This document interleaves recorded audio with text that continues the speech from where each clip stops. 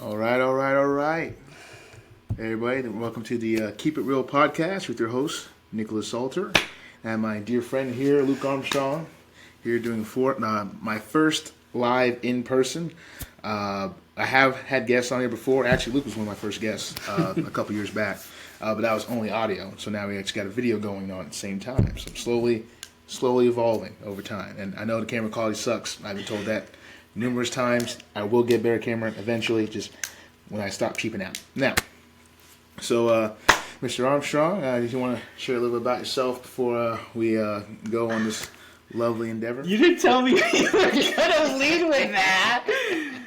Yeah, I mean, shit. Known Nick for 5 years? 5 years? I think so. Yeah, about junior year. College, yeah, so about 5 years. Been pretty great, you know. I consider myself a philosophical person, but, you know, as we know, I kind of go off more, less books than you do. But, you know, so you end up doing some navigations on me sometimes with your books and stuff. But, you know, I'm excited to be here. You know, it's an intellectual conversation. I'm happy to have you here. It means a lot. So, yeah, kind of getting into it. I didn't have too much scripted for this conversation, but I did have some things I did want to touch upon, especially in my own personal journey. I've kind of been... you know, as y'all know, I love self-development and kind of learning more about yourself. I think introspection is probably one of the best ways to, I mean, I think it's really the only way to kind of help navigate your life. You know, I think one philosopher said that an unexamined life is not worth living. So I forgot who said that. Maybe Socrates? I don't know. But really, I want to talk about today about a personality test called the Enneagram. And then wherever the conversation goes from there, we'll just trail off. But I recently took it. And I think it's been very enlightening for my own development, I would say. I think I've taken a couple personality tests before. I've taken like the DISC personality profile. I've taken the Myers-Briggs personality. And then this is the next major one I've done, which is the Enneagram. And I think this one, honestly, has probably hit some of the deepest for me. MBTI is definitely a very close second, I feel like. But from my understanding, MBTI is more about how your personality plays itself out. The Enneagram is more about why your personality, like your actual drivers, your motivators to why it plays itself out. So I know Mr. Armstrong also took tests as well. He's not as avid as a believer.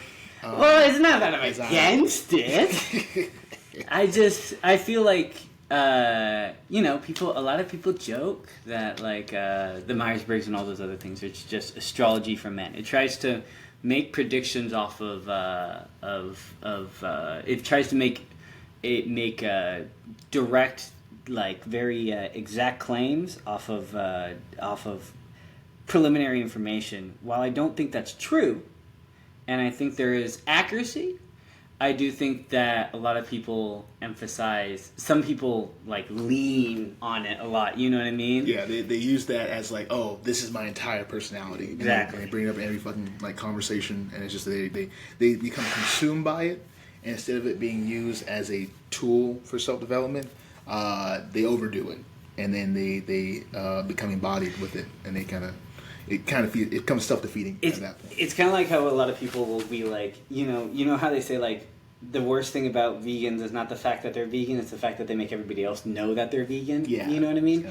I feel like a lot of people who lean into those personality types, especially if that's how they solely navigate the world, they'll be like, you know what? You're an EFJ or something. And you're really angry, and you're like, you know what? I'm really fucking angry. That's what I am. You know what I mean? And it's just like... yeah, they try to use that to try to like either cope or try to frame the world like in every context. And Myers-Briggs is only 16 personalities, right? Yeah. And then the same thing with Enneagram, there's like 9 types. Technically there'd be 27 with subtypes and things like that. But even with all that, there's like 8 billion people in the world. Yeah. So it's like the fact that you're going to cleanly slice and fit into these categories is probably not going to happen. But I do think it's good just for a self-awareness standpoint. 100%. Yeah. I mean, listening to...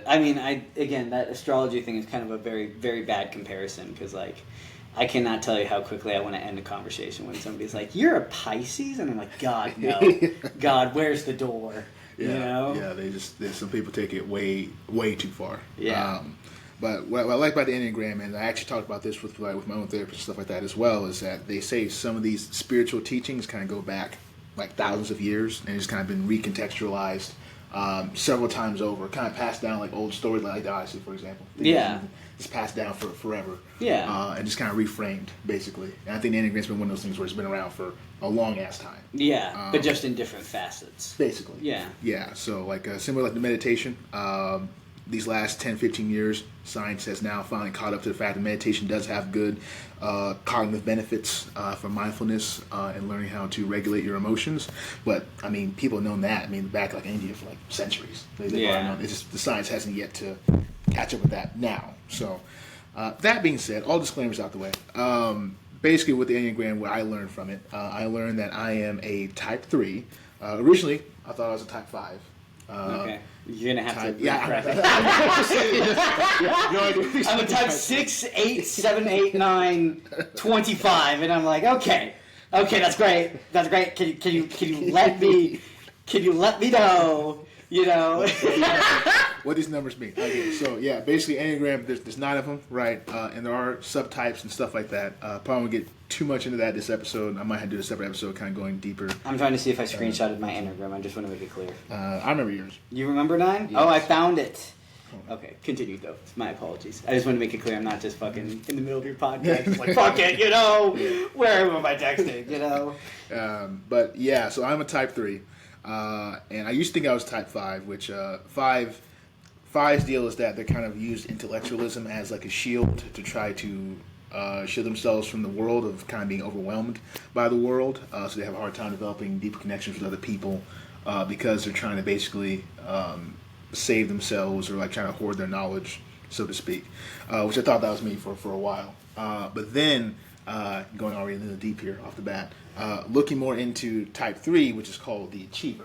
And the achiever, what they're known for is feeling like they constantly have to strive to try to be perfect or look perfect, or their worth only comes from what they can accomplish, right? So basically what they can do is associated with who they are. Yeah. So they have a fear of being incapable, kind of relying too much on other people. Really a fear that like they're not good enough as they are, that they need something to kind of back them up and support them.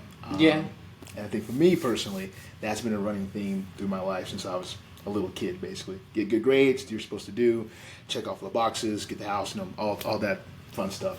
And I recognize that the problem with chasing that is that it never ends. And you're constantly looking for something to fulfill you externally. That's not possible. They won't be able to seek that from the outside looking in. So for 3s, basically they have to do the growth. So there's paths of integration, right? And there's paths of disintegration. So there's good growth paths, bad growth path. And your good growth path goes towards a number. Your bad one also goes towards another number. So my growth path goes towards that of a 6, which basically 6s are known for kind of more being afraid or like really needing authority, needing something to be a part of. Yeah. You know, they're kind of like very group conscious oriented people. So why is it pushing? But like that makes it sound like it's pushing you from one negative to another. Well, that's the thing. So the path of integration would be I basically stop trying to focus so much on my own achievements and trying to look good and for my own pride on my own sake, and start more trying to help elevate other people. So a good example, another 3 is like Tony Robbins. He's like a motivational speaker. Okay, so Tony Robbins is a big famous motivational speaker, right? But he's also an Enneagram 3, and I think he took a path to growth of where learning how to take his skill set of being a high achiever, right, being a self-development, being a go-getter, but using that to help motivate other people and bring them up too. Yeah. So it goes from an inward focus on trying to cover up your insecurities to an outward focus to helping out those around you. Yeah. Right, and being able to let go of feeling like you have to accomplish something in order to be enough. Like it stops coming from an unhealthy place, basically. Yeah. So path of disintegration though would be a 9. So instead of right now I'm a 3, the negative growth path would be to a 9, and that's basically where I like blob out. Essentially, where I get too overwhelmed Burned by out. the world, and I basically just kind of give up. That's happened to me in the Corps Cadets, by the way. Freshman year in the Corps, I felt that. I felt like I was at my limit, and I just shut down, basically, which made me into a real kind of dick to my friends and other people around me because I just stopped trying. And there's like, dude, you're having a negative impact on us because you basically just kind of gave up on yourself. I'm like, yeah. Like, yeah. That's the way it goes. Yeah, that's the way it goes. So I've kind of experienced like a little bit of both of these, but it kind of gave you more insight to kind of what drove me as a person and where I need to put my focuses towards, and the things I kind of been running away from. That kind of asked me those deeper questions about why I do what I do, and do I actually care about this because I care about it, or do I just try to check off a box so I can try to feel better about myself? Yeah. And trying to ask those deeper questions. I'm like, how meaningful is whatever endeavor I'm doing? Is it meaningful to me, or am I just trying to do it for like my ego to feel better? Yeah, and I think the problem is also that you go through life things that like reinforce those bad habits. You know what I mean? Yeah. And so you always look for how your habits are being validated. And I think especially when you went from you in your college switch and everything, I think especially from the sounds of it, when you got out of college, it was kind of a climb out of the it was a climb. It was the Dark Knight Rises where The vein. You were born to die. Wait, no, that's not how it It was goes. like I was wondering what would break first, your spirit or your body. that was me freshman year. I got fucking rocked. Fucking just it was those are probably the hardest 4 years of my life. Just not even from just the course standpoint, but just from the whole. It was everything at once. Yeah. That all kind of came down to. I don't want to make it like a self-pity session, but that's so I recognize that I do have things that I can work on, and how it's good to be aware of it, because now I know that I am starting to get burnt out. It's like, okay, before that happens, let me take a step back and just kind of collect myself, and then revisit this after I give myself like a break or something, like as long as I have a plan to get back in it. Oh yeah. I think and that's, you can only focus on something for so long. Yeah. I mean, well, that's the thing. Actually, that's not true. It's you can focus on something forever. You only have a limited amount of energy, and that's the problem. Yeah, you know or there's only at some point it starts making a negative rate of return to where it's Oh my not. God. It doesn't pay off any. So fucking negative. Yeah, it doesn't pay off any dividends. But I think it was useful for me in that regard to just learn my strengths, my weaknesses, and learn that. I mean, it's nice the fact of most things that I do, because I have not. God, it's not a little arrogant here. I do feel like most of the things I really do go after that I'm really serious about, I usually can accomplish. Yeah. Which is great, but I also know that I need to focus on making sure I'm doing this because I want to do it, not just because the world expects me to do it, or other people, my family, my friends expect me to do it, but because it actually comes from me. Yeah. But now going to you. Oh God. Yes, Mr. Armstrong, I shared. So now you. So would you like to share with the lovely audience here what your type was? I am a type a wing. Is wing included in that? Yeah, wing. So that's one of the subtypes. So how it goes is that there's the main type, right? Then there's the wings. So it's like kind of where you kind of lean towards. So So kind of the two numbers that are next to your number, and then there's also the instinctual variants. So there's like self-preservation, sexual, and then.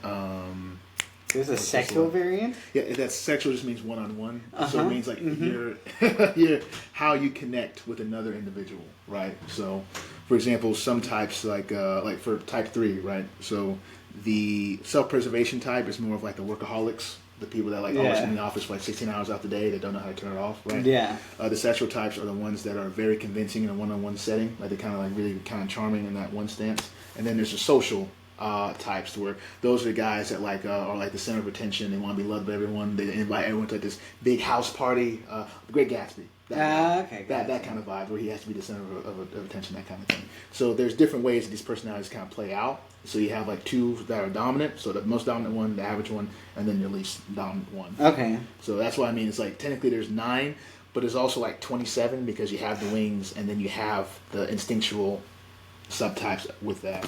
So long story short, you have the wings, but for this conversation, the wings aren't too important. Okay. I'm just looking at the top 4 here, right? Yeah. Okay, so I'm type 2, which is the variant that like selfless, right? Yes. Yeah.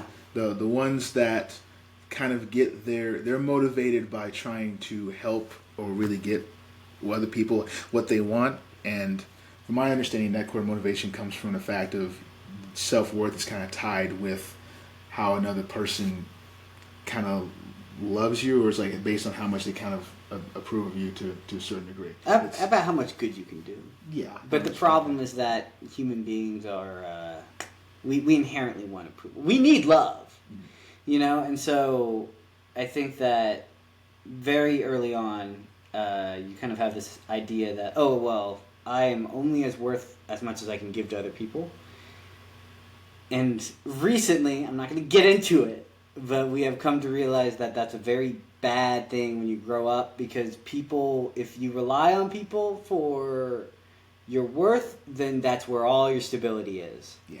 And that means that when you have things that slip or break or fall, you don't have anything to catch you other than other people. You know what I mean? So you just start leaning on everybody else when you feel like you got fucking rocked. Can I cuss? Yes. Okay. Because I so times. I know. I'm just saying. And I don't know. Like, I think a lot of people view selfless people as like the peak, right? And I'm still kind of trying to get over that idea that that's the peak. But I think the reason a lot of people look up to selfless people, including myself for, a long time, is because it's kind of the idea that those are the people that will help other people. You view them as a benefit. You know what I mean? But I don't know. Like, I think that you reach an end. If you are truly selfless in the way that you try to be, that all your self-worth is in other people, you will burn out at one point or another if you reach a point of confliction. And I think that's kind of the problem, is that a lot of people would argue that, well, my Enneagram is fine. My MTB, my MBTI is fine, whatever the hell, right? But they have found success in their life, and so they don't feel the need to change it. You know what I mean? Yeah, they learn how to work with it, how to deal with it effectively, and make the most out of their shortcomings. But even more so that the shortcomings were never tested. You know what I mean? Imagine somebody like imagine myself. Like, one of the things that's really hard about me is relationships and all that. Trying to find somebody to live the rest of my life with. But imagine if from the start I found somebody who loved me. Just worked out, right? I would have never had this weight shift. Sorry. A breakup. That's what happened. I would have never had this point of, like, just everything in that personality type getting a kick and a weakness. You know what I mean? But then it's tested because of those trials and tribulations. While there's a Luke in another universe who maybe went to a bar one night or, went on the app and swiped at the right exact time, where I met somebody in, like, college or even earlier than that, and now I'm not. Now I never needed to think that I had a problem. Yeah, like, you didn't, even though this sucked, it caused you to realize that there's room for you to grow as a person. Yeah, but, like, is growth necessary? The question I guess I'm posing, or like the thing I'm trying to push, is that I feel like a lot of things are circumstantial. Flaws are circumstantial. And so while I do think it's important to fix those flaws, I feel like, I don't know, is that we should always move towards being healthy. But I guess the lesson here is, like, understanding where you need to fix things and where it will end you up. You know what I mean? Sorry, I feel like I'm just... No, I'm trying to pick up what you're saying. So it's like there's weaknesses on personality that we can always work on, right? But it's also recognize that sometimes maybe it's not meant to be in certain contexts or certain relationships. Like, we have certain strengths for, like, a reason. And the opposite, actually. That sometimes you're in a context that's so beneficial for you that you don't ever need to change. I thought that never... How often does that happen to people? Oh, I feel like quite a bit. Or maybe... I feel like I meet a lot of people, especially people who have a lot of confidence in their environment. They actually parameter themselves out of other environments that would make them uncomfortable. You know what I mean? Yeah, so it's not the fact that they're now weak in some, they just never expose themselves to what they could fail at. Exactly. And so... Well, I feel like at some point, life is going to bring somebody where it's going to challenge you. At least that's my. 100%. Yeah, I don't think you can run from your own shortcomings. You can try to set up a life as best you can to avoid it, but eventually you're going to be faced with the reality of that. I mean, I feel like if you're a fucking genius who meets somebody who's the love of your life, you really can go through life hurting people and not it's kind of one of those one of the cruelest but truest truths in the world. That sounds stupid, but my bad. Is that life is unfair, right? An even deeper truth is that the winners keep on winning, the losers keep on losing, because the winners have the tools to win, and the losers don't, right? And so, I don't know. Like, I feel like, I don't know, I hear a lot of people's advice, and a lot of it comes off circumstantial. Now, don't get me wrong. There were things that people were telling me beforehand that I felt like weren't, like self-worth and putting my weight on that. But the more I talk to people and the more I recognize people, the more I realize that everybody's like just fucked up. You know what I mean? Absolutely, yeah. And a lot of the people who aren't emotionally in a position of distress or otherwise, a lot of the time are in a environment or headspace that benefits them in that sense. That doesn't necessarily mean that their environment, that they're made for their environment, or they're what is the word for it, like perfectly tuned with it. But it does mean that a lot of it could mean a lack of challenge. You know what I mean? Yeah. I don't know, because that's the thing that gets me, is that, like, I feel like the ultimate person to a therapist, in regards to like a therapeutic sense, is somebody whose confidence cannot be shaken. You know what I mean? Who gets over things very quickly, who is very focused on themselves, and just like a narcissist. In a way, yeah, but like not a narcissist in and of itself, like one-to-one, but like a lot of people who I meet who I'm like, man, you are like ideal in regards to mental health, you know what I mean, is only due to their environment, and is only due. They drew a nice straw out of the deck of life. Right? Well, yeah, I said that wrong. It's not. It's only due to their environment to a certain extent, but also their capabilities. You know what I mean? They can avoid being hurt in certain situations because they have these makeups that allow them to kind of, I don't know, not have to. I could be wrong, okay? If you ever get famous, I'm screwed because I say so many wrong. What are you doing?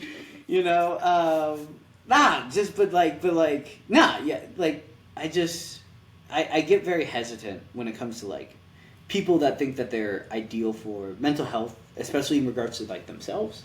Because I find that a lot of people who are very good at mental health for themselves, a lot of the time are not very beneficial for the environment around them. That kind of goes... Because those people that have never been through like any kind of life challenges or pain, they can't really empathize with other people.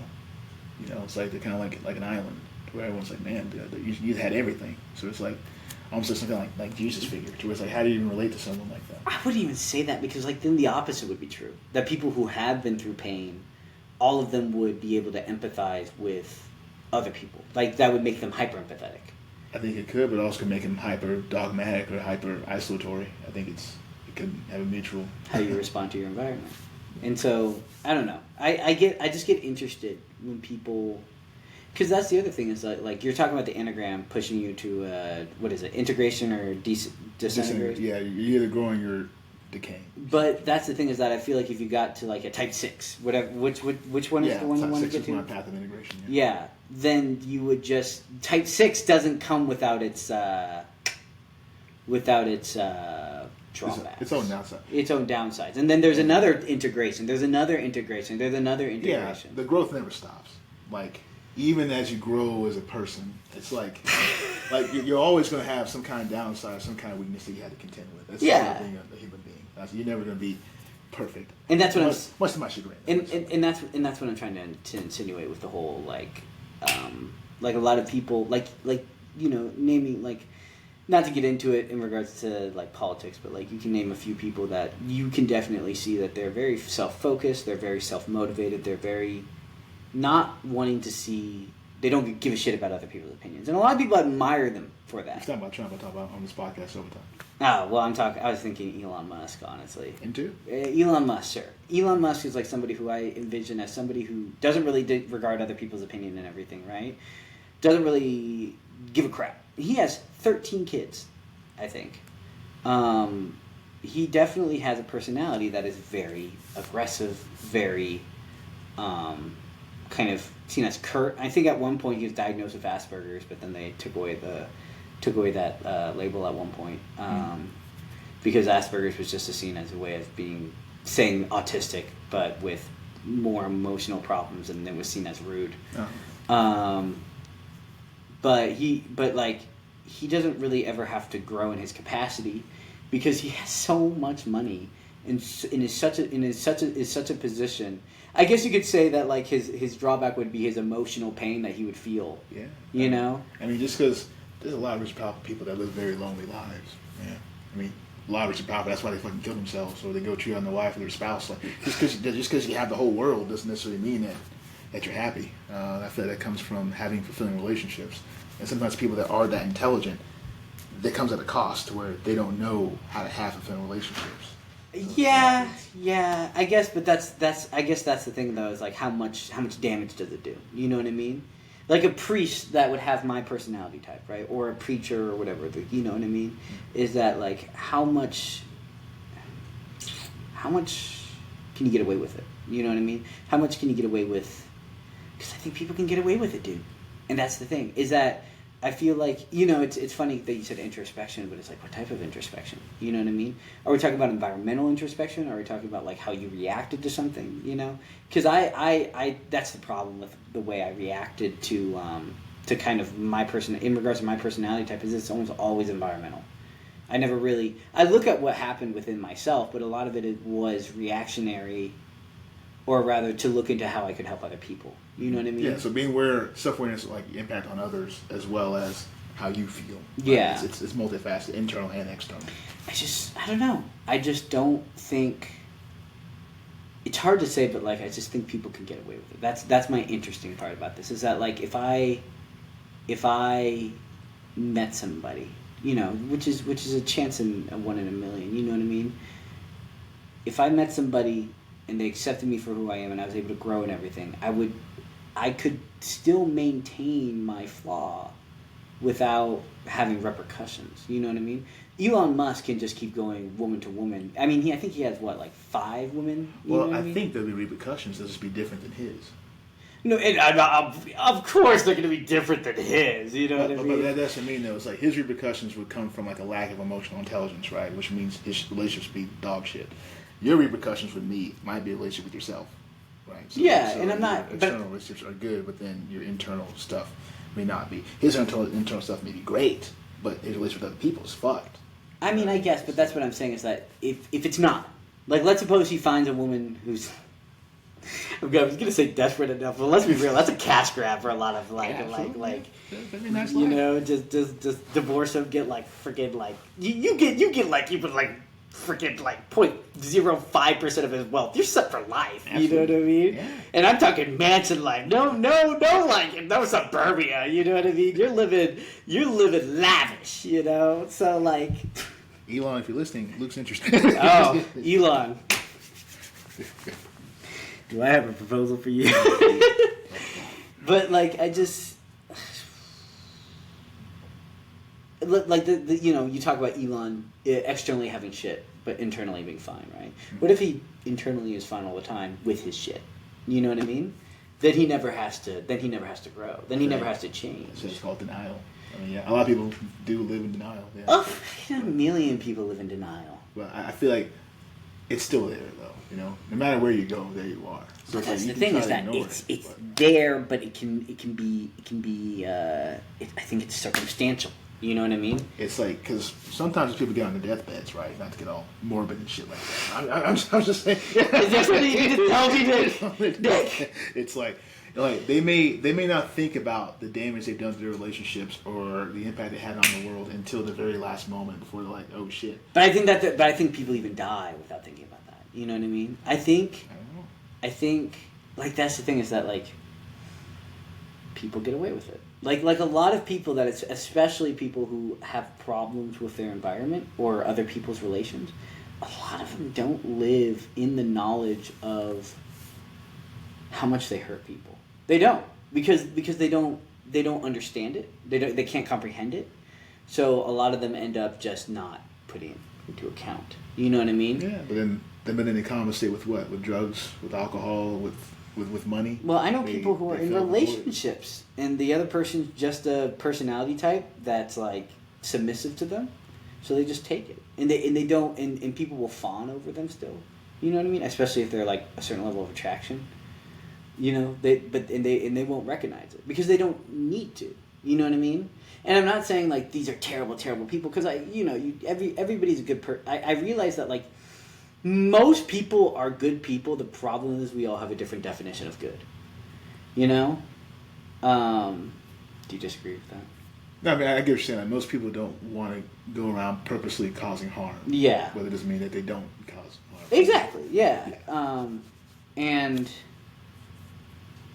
you know, if you can't comprehend it, you can't really mourn it. You know what I mean? If you can't... If it doesn't even register that it's a problem. And so a lot of people I know have they put it on other people. I overheard a conversation the other day. You know, just I was sitting at a place, not getting into it too much, but like basically I overheard the conversation between two people, and this person, this woman was bragging to her friend about how she gets everybody else to pay for her stuff. About how her father-in-law pays for, her father pays for this, her mother pays for this, she mooches off them in streaming services. Her husband pays for her car insurance, she lives in his house, and she even, I remember her saying the statement, she said, you know, because his money's my money. Except for my money, that's my money. And you're listening to it, oh my god, you don't even know. I've been sitting there being like it's just one of those moments where it's like I'm so glad. But part of me makes me wonder is like how good are her interpersonal relationships? Like, I feel like how much does she really feel like she's probably connected with and seen, even in her own marriage? You know what I mean? There might be a reason why she has to brag about this because this might be the only good aspect of her life. Maybe, but it's just rough. You know what I mean? Yeah. It's just. And that's something I've had to settle into is that there's some people that don't want to change. But that's what I'm saying. They don't want to grow. They can grow. They have the capability to, and they choose not to. But I think that's the thing is that like. You can go throughout your entire life not growing. And you can put yourself in environments where you don't have to grow. Ever. Yeah. You know? And I think that... You know, and the funny thing is, I think in this situation with my personality type and my problems, is I do the opposite. Is I'll just sit there and I'll just mull it over 30 times over to try and just milk everything out of the situation.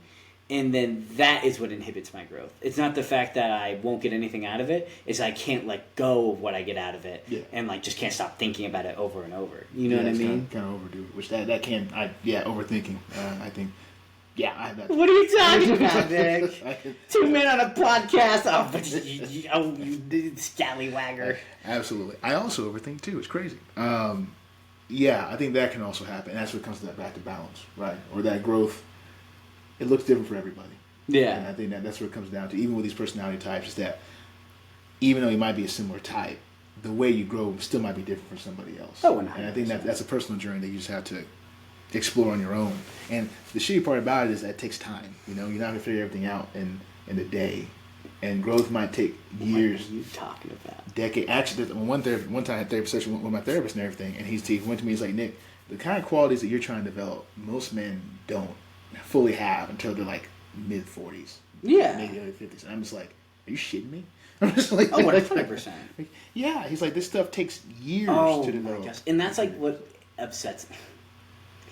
I'm gonna get you canceled, man. I'm sorry for saying this. I got myself canceled by several times. Oh, okay. That's what upsets me a lot when like a lot of in the dating scene, a lot of people say they like want a confident man, and I'm like, no, you don't. Like I know confident men. You know what I mean?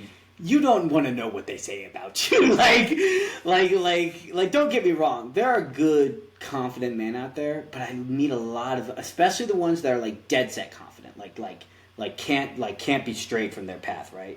Holy shit, dude. You're just like talking to them and you're like, man, you could punch me in the face right now and you would expect me to apologize to you. You know what I mean? Yeah, I think there's are those, I don't think those men are really mature, honestly. They're not, but they're confident. I think there's between confidence and there's like self-righteousness and arrogance. And like, but no, there's not a difference. There's not a difference. there is a difference. One is hubris. Right? There's such thing as excessive pride that comes from insecurity. True confidence means get him out of here. True confidence means that you know who you are. You also know when you're wrong. You're aware of what your flaws are. It's like true confidence you don't have to, is in the eye of the beholder. There's okay. Look, so do you think someone like Andrew Tate's a confident person? Oh yeah. I think in an external, like in a shallow sense, I guess. But someone who's really truly confident, not to go and boast around how much money they have, how many girls they can get, how powerful they are. Truly powerful, confident people, not to go around talking about it all the time. That reeks of insecurity. It does, but like it reeks of weight on something that seems wobbly to a lot of people, right? But that's what I'm talking about, circumstantial, right? Is he doesn't ever need to not have weight on that stuff because he has all that money and all that power to be able to get it.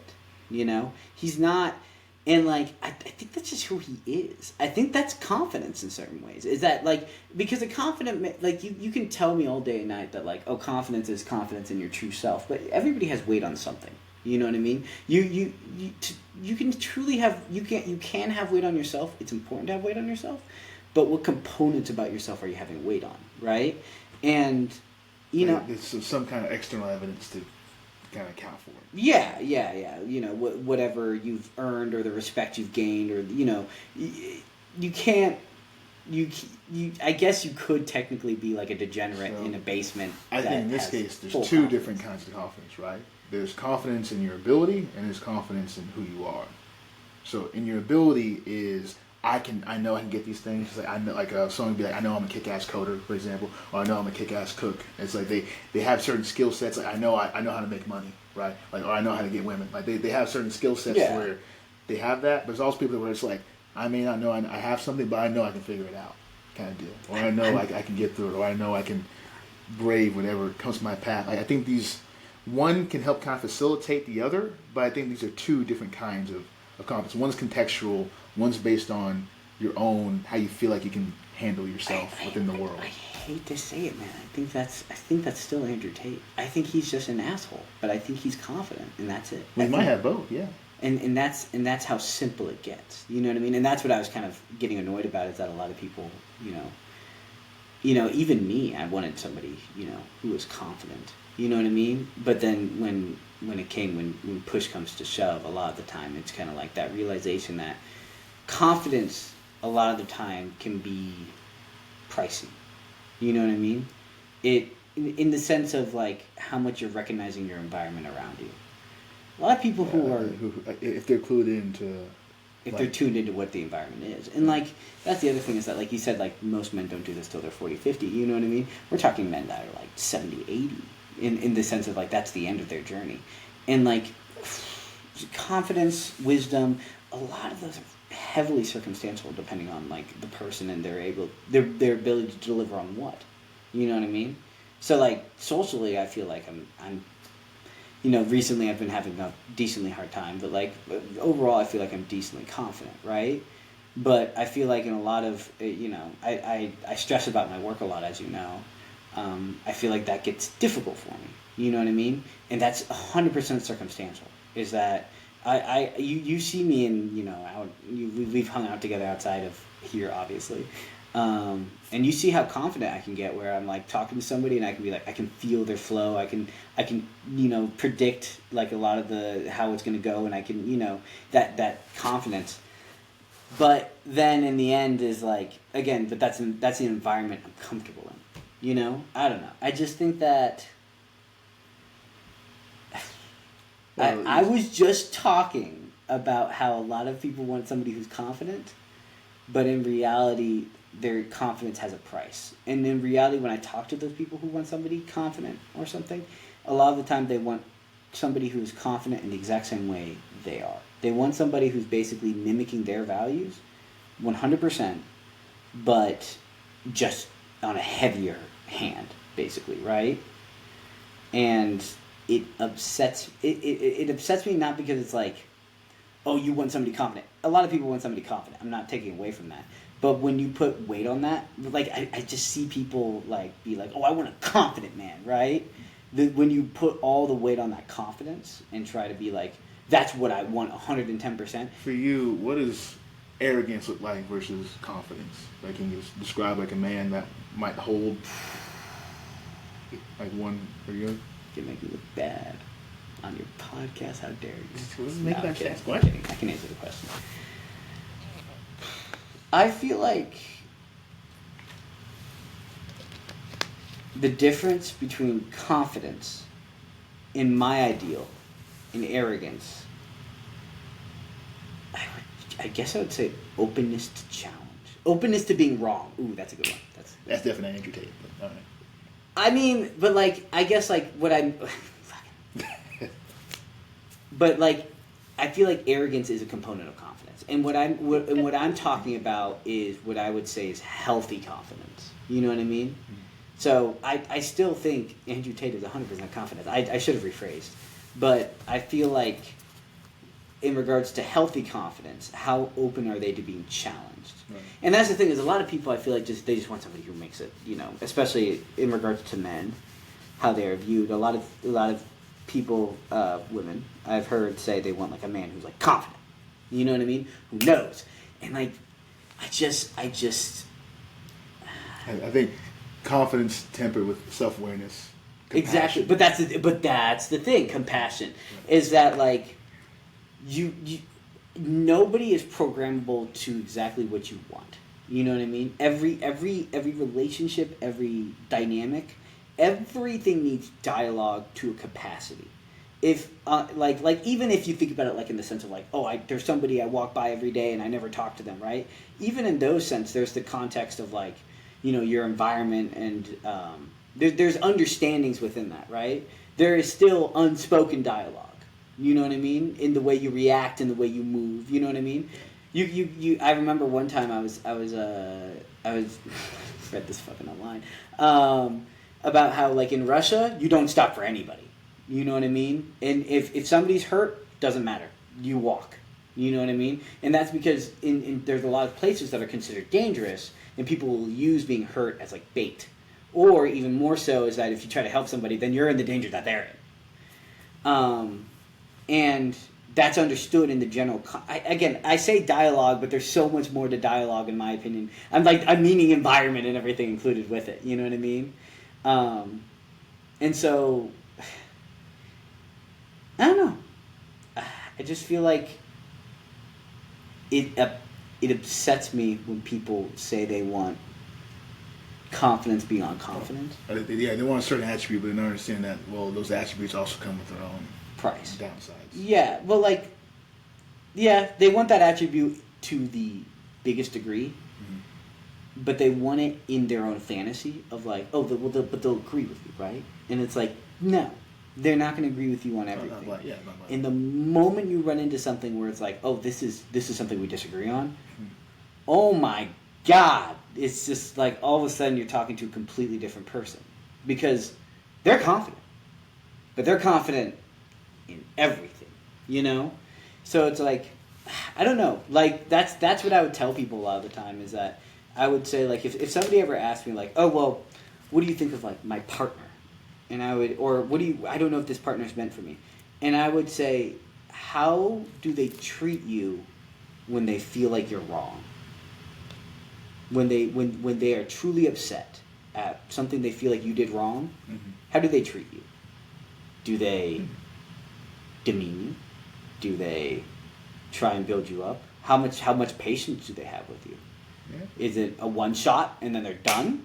Is it multiple, like how they handle disagreements with you? Yeah, you know, and like that's where you see a lot of people get ugly. True. A lot but of also people I think get angry. Nowadays, we're not really taught a degree of emotional intelligence on how to disagree with somebody, right? We're kind of taught, almost really implicitly taught how to seek echo chambers or filter out people that don't agree with us. Like we lost that ability to have a dialogue that someone sits on the opposite side of the fence. You see, that's the funny thing is because like I feel like with my Enneagram and everything is that I feel like the opposite. I feel like I've always been the person to try and reach out to try and be like, oh, like I want to learn from this. I mean, you know, I can't stop.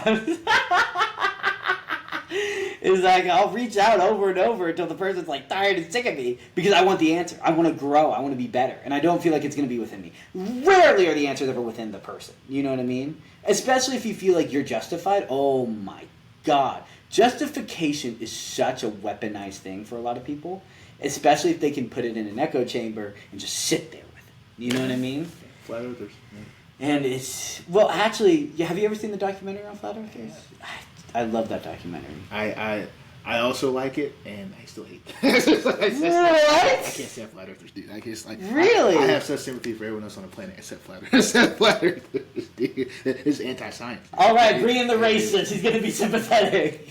Probably, yeah. Oh my God! I'm probably more sympathetic than them. Clip that. Clip that. The fucking flat earther, dude. I'd rather talk to someone on the cake than talk to a flat earther. Oh my God! They're so anti. I can't fucking. I'm gonna quote you on that. I can't do it. I'm gonna quote you on that. I'd rather talk to somebody in the KKK than a flat earther. Fucking flat earther. Yeah, okay. I can't stand it. Really? Yeah, it just fucking bothers me. Yeah. Really? It's just straight ignorance, man. They just yeah. It doesn't take rocket science to figure out that the Earth is round. No. We can get into this. It's fine. Let's show. What is it? What is this called again? The keeping it real. We're keeping it real. All right, here's the deal, fucking flat Earth. Oh my God! You God! guys hate science to such an extreme degree, dude. It's like they say, "Oh, how do you know for a fact that the Earth is fucking like round?" So like gravity. I mean, you think like the Earth is the only flat object in the span of the universe? I mean, but like I understand the concept of why somebody would believe in the beginning. I think it's wrong. But like, did you ever see that end scene? Oh yeah, with what they did the test and they still were like, oh no, like the very dead end of that documentary. I think I was there watching it with you, wasn't I? I think so. Yeah. What was the very dead end? The very end where they're like talking to people about their divorces and how their kids won't talk to them anymore. Yeah, and have these... I think that's fucked. But that's what I'm saying is that to ostracize someone from life like that. But that's what I'm saying is that these people. Oh God. A lot of people do not understand true desperation, right? Desperation has multiple levels. Your rock bottom has a basement, and that basement has a basement. There is always a deeper rock bottom, right? Okay. And the deeper you go, the more desperate you get to feel like you're okay. And that's kind of where I'm at with these people is that, like, number one, the actual damage they're doing at this point is minimal because we've already just proven them wrong, right? And number two, a lot of them are not people who seem to be going out and hurting other people intentionally with their beliefs. You know what I mean? You could theoretically say, like, if they ever got a true hold on society, then it would be damaging because all our understandings of physics and everything would go out the window and we would no longer be educated. That's fine, but like understanding that it's nowhere near that. You know what I mean? Right. And I'm more so just sympathetic to these people because I feel like they're just hurt. You know what I mean? Nobody wants to be unloved. Nobody wants to be forgotten. And people will latch onto anything. A great, fantastic movie. I don't know if you've ever seen it. Have you ever seen a movie called Imperium? No. Let me make sure, just in case we ever do get famous. that I'm making sure to give you all the right movie, and you guys don't watch a movie about like baby killers or some crap. Imperium, yes, it has Daniel Radcliffe, and it's a movie about a is he FBI or CIA? But he goes undercover into the Nazi party, to the KKK, to figure out like to basically foil like an assassin. It's not an assassin. It's a terrorist plot.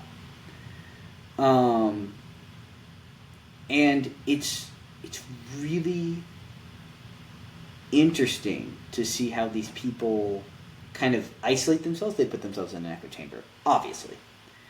But also, I think one of the most very like eye-opening scenes was that it was like a restaurant scene, and there were a bunch of KK Nazi members there, and they were sitting next to this, like, he must have been like 16, and they were convincing him to join. Now, he didn't have parents or anything. He apparently came from a broken family. He wants to belong. You know, you can sit all day long on your throne of morals and betterment and everything, but true loyalty is forged in care and kindness and involvement and protection and social interaction, you know? And if you're not willing to give that to people, they'll find it somewhere. They'll find it somewhere else. Yeah. You know? And so that's why, you know, if flat earthers affected more people, I'd probably be a little bit more aggressive against my anger with them. And I do like the scene in the documentary where it showed the scientific community going to the same place and having like dinner and having a conversation with the flat earthers and treating them as human beings. Be like, look, we appreciate you guys, and we understand how strongly you believe this, but this is the evidence that we have to contradict that. Mm-hmm. Right? But they actually sat down with them and talked with them as peers, giving them mutual respect. In which case the flat earthers were much more open to hearing what they had to say and maybe even changing their minds over time. Of course, it'll take multiple conversations to try to convince somebody. But it's like, that's, like you said, that's how you do it. It's like, when you be dogmatic about it, which I was 5 minutes ago, I admit. When you be... Come on, fucking flat earthers, I'll kill you myself. it's like, I'm extreme, but if I actually did meet a flat earther in person, I'm not like immediately just dunk on them in the first 5 minutes. I'm going to try to understand their perspective. My problem was more so that the racists were apparently like above the flat earthers. That was my problem. It's like, because like, here's... What do you mean? Okay, here's my... Did you just stroke your beard at racism? Here's my defense with that. Well, at least with racism. We're going to clip this shit, and we're going to go so viral, and you understand I'm the white guy here. At least with racism, there is an emotional component to it, to where it's like they had some kind of bad experience, or they brought up in a household or something. Brought up in a household a lot of the time. Yeah, like that's. Well, I just said that's not true, but like honestly, it is some kind of like traumatic fucking background or some shit. But some of it isn't even traumatic. Some of it's just literally like you were raised in a household that hates. So it's like if you're raised like that, shit, it's like. What the fuck? But it's such I'm not saying I'm not signing off on it. Like, you shouldn't be fucking racist because you got born racist. But again, just flat earthers, man. The flat earthers, like, what they have to do is, like, I don't know. What do you mean? It's just complete rejection of fucking science. Oh my god! It's just like you gotta be on a conspiratorial track. Right, and then you start talking about it with other people, and then you start tossing your ideas to the side, and you start getting more alienated, and you start going to the forums. Like, that is 100% the same thing with racists, but to even worse degree. Like, they think that all people of a different race are evil, or like this way or that way, or whatever you want to name it, and they believe that like those people are terrible people, or like deserve to be like enslaved or tortured or otherwise. And they act that way. Like flat earthers I can live with because they don't go after a person, they go after a idea. And at the end of the day, they don't really care about how you look or anything. They just have this belief, and we all mock them for it. You know what I mean? It's like what are those like My Little Pony guys that are like creepy and everything? Bronies? Yeah, the bronies. It's like bronies, bro. You're just like, okay, dude, get away from me. You know what I mean? You're like, you got your beliefs. You know what I mean? Just stop it. You know what I mean? Or just have it in your private life. I'll still talk to you, man, but you're not bringing this up. You know what I mean? But like a racist, like somebody who like would sit back and be like, oh yeah, you know, black people don't deserve rights. Oh fuck, I'm about to fucking get flipped on that shit. But you know, That's gonna be me. oh god damn it, no, dude, I'm fucking looking at you. I'm fucking no, you know. But like I can't chill with that person. Like just want to finish that before somebody clipped it. But like somebody who did that shit. You can't be friends with that person. You know what I mean? Yeah, I feel the same way about flat earthers. Yeah. I feel the same way. Why am I fighting for this shit? I feel the same way. Oh. At this point, I'm just rage baiting. Oh my god. Oh man. But yeah, basically, you should be able to have grace for other people that have opinions that differ from yours, right? And be able to have a sit-down conversation. Because if you don't, it's going to lead to more alienation and more polarization. I mean, 100%. Yeah. Like my favorite leader of all time. I mean, MLK is just like. It's a favorite leader? Yeah, I would say so. Yeah. I mean, I will say I'm not fully versed on leaders of the world, right? More Malcolm X kind of guy. Okay. Okay. No. No, but like he understood. I feel like MLK had a very good understanding of like the direction to go. You know. Yeah. There is a difference between a leader who can cause devastation and a leader who can understand that devastation will lead to everybody getting destroyed. You know what I mean? Yeah, it's like kind of unifying versus dividing. Exactly. And just to go against that amount of hatred and terribleness and like to digest it all I can imagine. Yeah. and to go the direction that he went. Yeah. Like beyond legendary in regards to understanding that like it's just one of those things where I feel like that is the epitome of the leaders that we need to understand. You know what I mean? Is not the guy who can be like fucking God, people will mention like Attila the Hun and like what's the Alexander the Great. Mm-hmm. They'll be like, they were fantastic generals and everything. I was like, yeah, but like Dickheads. yeah, were they Terrible like, people. were they properly digesting like what they needed to do?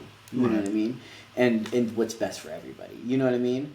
I mean, Yeah, effective leader versus a good leader or like a righteous one. an altruistic one. Yeah, Altruistic, yeah. And so I'm still not over the fact that I might get clipped. Yeah, hashtag black people notice. Oh man. Yeah. I'm working on the full podcast, though. Just in case I ever get clipped on that. You have to watch the full episode for content. Oh my gosh. It's taken out of content. You gotta go to your employer. So if I just put me on. Oh no. What do you say? It'll be fine. Oh man. Luke does like black people. Confirmed. Don't cover for me.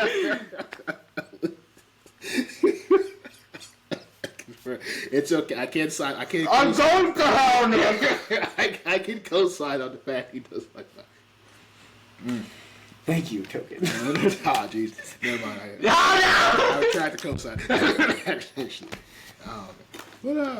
But yeah. So basically, sounds like with the type 2. With your God, type. we fucking went off the road. We did. I mean, that's the point of podcast. That's the whole journey. Beautiful. You know? It was beautiful. It comes back around. You know. Actually, I forgot. Okay, I can't remember if he was he might have been more of an 8, maybe. I can't remember. But I think that your journey for type 2 is what you're recognizing is that learning how to balance between too much introspection, but also your relationship with other people. Make sure that you're not burning yourself out by trying to give yourself too much. Yeah. Trying to balance the internal and external. Well, that's the other thing is that like let's suppose you have like you love 5 people. If somebody doesn't love you back and they start abusing you or being mean to you or otherwise, that's 1/5 of you on fire. And it is such a death reckoning to go through that. You know what I mean? The only real way to counteract it while still maintaining that type of personality type is to rely on good people. But that means that until you find everybody you feel like you need, you're constantly at risk of destabilization. And that's the other thing, is that, like, you eventually always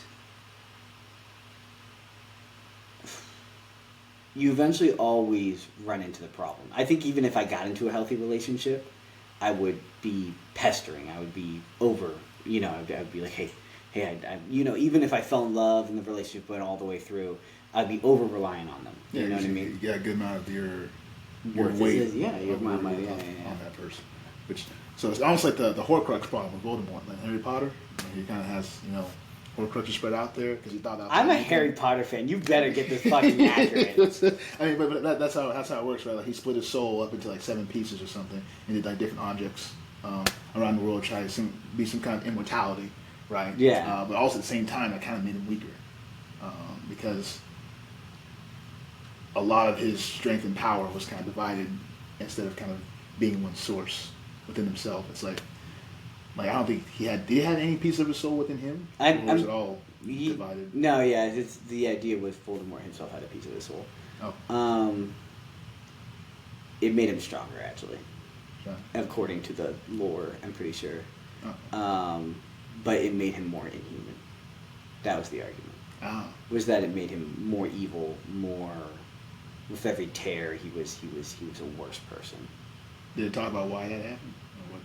Because the only way to create a Horcrux was to murder other people. Ooh. And so he was just like I think there was like 7. Like, he murdered 7 people To make them. Ooh, fuck. And so, like, I think the idea was that, like, I will say this, to your credit, that the argument was by the time that dividing his soul made him magically stronger, but soul-wise, like, he didn't even have one. That's what they were kind of arguing, is that, like, Yeah. by the time he was killed, he was a husk of a person in regards to, like, not power, like, he was still as strong as hell, but in regards to, like the extent of human being, you know what I mean? Like, the extent of having a soul and being a good person and being able to connect. He basically became fucking, you don't know, okay. But he became a sociopath, basically. Damn. Huh. That's fucked. I'm pretty sure. Again, if we ever get famous, if I don't die from clip farming, somebody's gonna type in and be like, "No, actually, Okay. So I guess, would you say your path of integration was trying to learn how to take some piece of Horcruxes and put them back into yourself?